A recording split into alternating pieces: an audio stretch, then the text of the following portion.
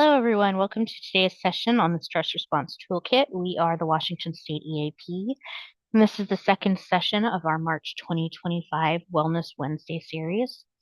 And in this session, we are, talking about recognizing how stress is a normal part of life, but also realizing that how we respond to it really does make all the difference. So in our time together today, we will explore how stress impacts the brain and our bodies, how we can practice some practical techniques to help manage stress in real time. And then we're also going to create a personalized stress response plan. The goal is that by the end of our time together today, we will have given you actionable science-backed tools to help reduce stress, regain your focus, and help build long-term resilience. So let's go ahead and get started. The first thing to talk about is that stress triggers a biological response that is designed to keep us safe. But in modern life, this system can very easily become overactive and we get stuck in survival mode. And what that means is that when we encounter a stressor, our bodies have a natural reaction. There are four of them. The first is flight, where we, feel angry, irritable, or defensive. The second is flight, where we tend to avoid the situation or we might even feel restless. The third is freezing, which means, we're paralyzed or unable to make decisions. And then the fourth is fawn. And that basically means that to help reduce conflict, we start prioritizing the needs of others over our own. And so when we are in a constant state of stress, our body stays stuck in this survival mode. So that leads to things like fatigue, anxiety, and even burnout. But there is good news because we can train our nervous system to shift back into balance using strategies that we'll cover today.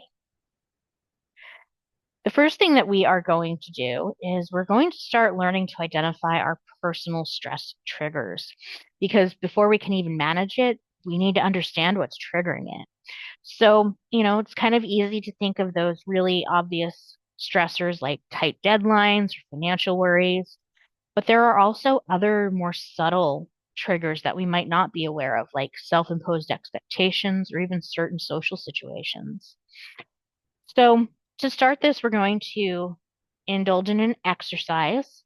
But first, I want you to take a moment to reflect on a few things, starting with the things that cause stress in your daily life. And if you have the ability, go ahead and write them down or type them out. But think about what causes the stress in your daily life. And then maybe there are some patterns, could there be times of day or certain people or even environments that cause that stress? And then how do you react to it? What is your body's reaction? Do you feel headaches, tension, irritability, fatigue? How does your body respond? And then to complete this exercise, once you've taken a few moments to really reflect on those three things, we want you to go ahead and write down three personal stress triggers. So we want to identify them because it is the first step in learning to manage them. So identifying three personal stress triggers, taking just a minute to write those down. And then when you're ready, we're going to go ahead and start talking about some strategies to help us kind of stop that stress when we can. So what causes that stress in your daily life? Do you notice any patterns as to when it happens? And then how are you reacting? Just so that we become aware of the start of our triggers. And once we've done that, we know that we know some things that pinpoint that we could use a moment to work through some stress. So when we think about it, though, we often don't have long times for a break when we are feeling stressed out. We don't typically have a long period of time to overcome it or deal with it. So we need to focus on things like small intentional impactful actions because they can make a big impact. So a couple of things that we can do, we can stretch or move. We can also try some progressive muscle relaxation. And what that is that we relieve tension in the body by focusing on one muscle group at a time.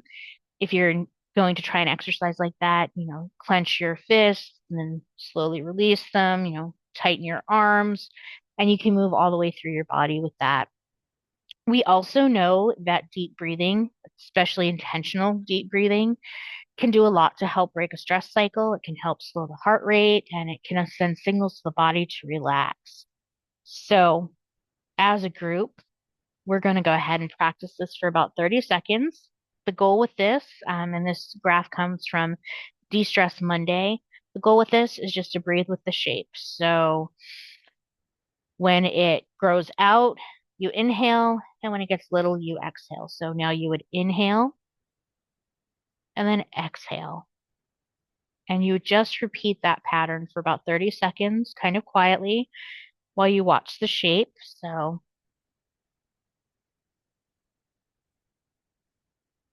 inhale and then exhale.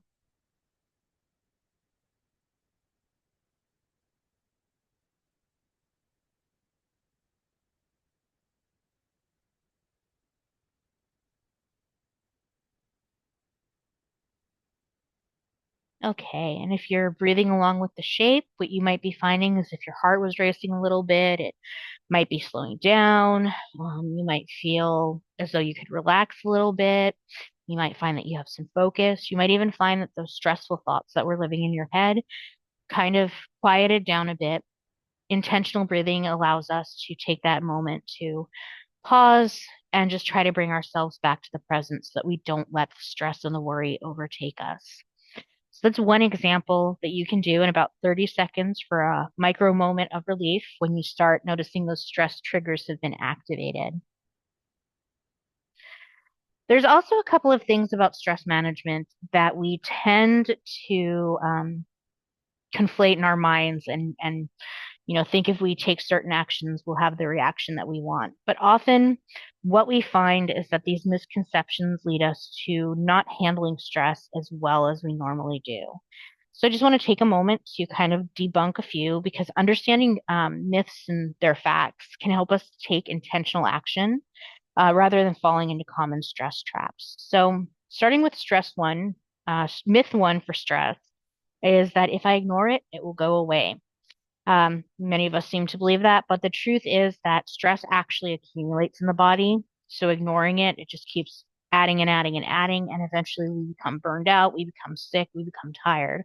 So we can't just ignore our stress away. We've also kind of gotten this idea that only big changes reduce our stress, but that's actually not true. For many people who are really good with setting things like SMART goals, we all know that you have to start small in order to start building up and making the impact that you want. And the same thing happens with stress.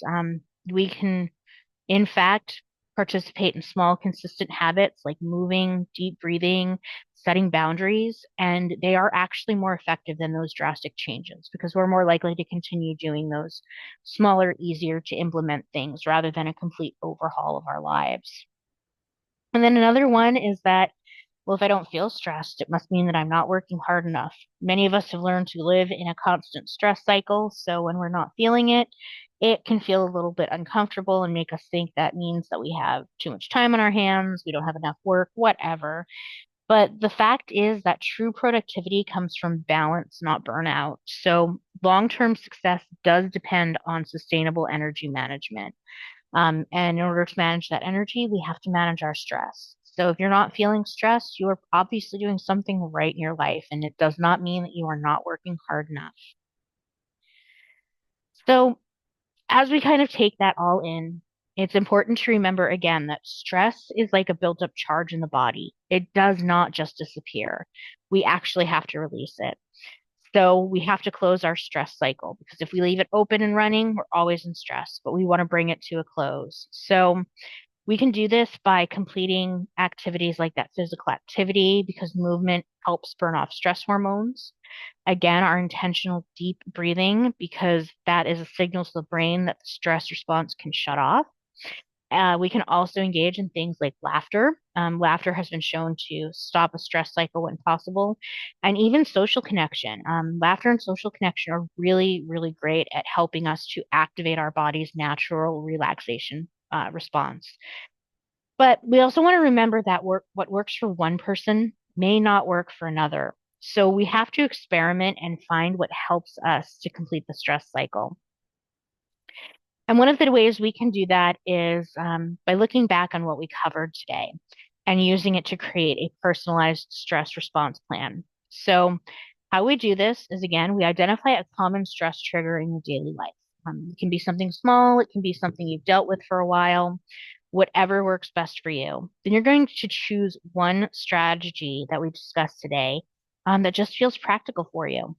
So whether that's deep breathing, if you're feeling stressed out, maybe it's going to take a walk. It could be something like engaging in a mindfulness activity, talking to a friend, whatever that might be. You identify for you a strategy that feels most practical, and then you write a short plan about how you're going to apply this. So an example could be something like, when I feel overwhelmed at work, I will step away for a 2-minute breathing exercise before responding to emails.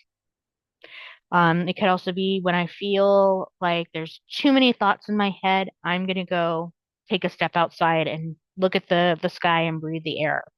Whatever that is, it doesn't have to be a big, huge thing. It doesn't have to take a ton of time, but just starting simple with that.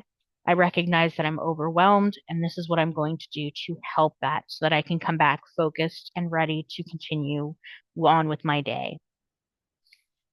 So before we wrap up, let's revisit the key takeaways from today's session. First, we start with that small intentional actions make the biggest difference in long-term stress management because we can't ignore our stress away. Learning to understand our triggers allows us to help prevent stress before it escalates because we become aware of those things, that environment, that person, that situation that starts making your body feel tense or upset or headaches or whatever it might be. And then also always remember that you do have the tools to interrupt and complete this stress cycle.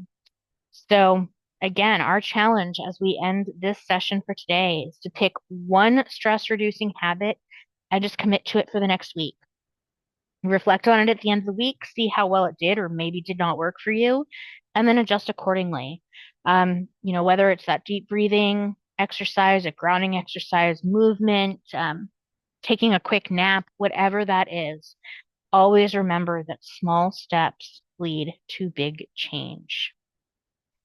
And we thank you for joining us today. If you'd like more information about the Washington State EAP, our contact information is there on the left of the screen, but our website is eap.wa.gov, and we do welcome you to come check it out. So thank you very much for joining us today. We appreciate you, and we will see you in the next session.